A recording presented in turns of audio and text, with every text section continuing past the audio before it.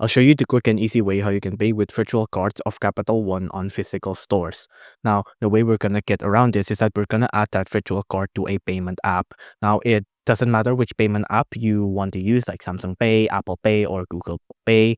Any which one of those work, and the steps are pretty universal. Like the general steps is adding the credit or debit card to the app, and then using Tap Pay from that app to pay on the store, right? So first off, we're gonna get the number for our virtual card, right? We're gonna treat this as if it's a real credit and or debit card that we can actually hold.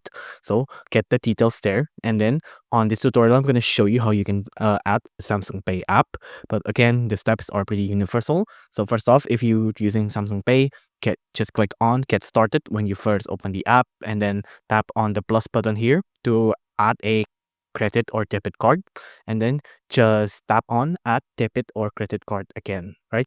After that, go to the Samsung Pay app, pick the credit or debit card you want to use. For in this case, it'll be the virtual card from Capital One.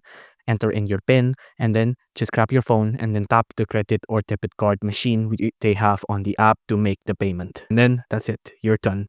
If you enjoyed this video, please do consider liking and subscribing.